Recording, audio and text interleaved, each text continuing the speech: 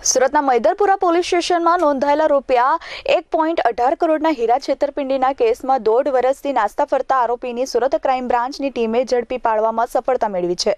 આરોપી લગ્ન પ્રસંગમાં હાજરી આપવા આવ્યો હતો તે દરમિયાન પોલીસે ઝડપી પાડ્યો। સુરતના મૈદરપુરા પોલીસ સ્ટેશનમાં નોંધાયેલા કેસ મુજબ આરોપીઓએ ફરિયાદીને ભાડે રાખેલી ઓફિસમાં હીરા લેવા માટે બોલાવ્યો હતો।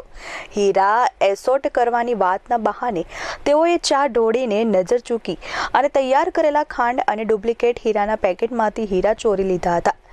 આ રીતે કુલ રૂપિયા 1.18 લાખથી વધુના હીરાની છેતરપિંડી થઈ હતી। આ કેસમાં અગાઉ 8 આરોપીઓને પકડી લેવામાં આવ્યા હતા, જ્યારે વિજય ઘોરી નાસ્તો ફરતો હતો। કોર્ટ દ્વારા આરોપી વિરુદ્ધ વોરંટ જારી કરવામાં આવ્યો હતો। પોલીસને ચોક્કસ બાતમી મળી હતી કે આરોપી વિજય ઘોરી સુરત સીમાડા નાકા નજીક શ્રી સિયારામ ફાર્મ હાઉસમાં એક લગ્ન પ્રસંગમાં હાજરી આપશે। આ બાતમીના આધારે પોલીસની ટીમ ત્યાં દોડધામ કરીને આરોપીની ધરપકડ કરી દીધી હતી।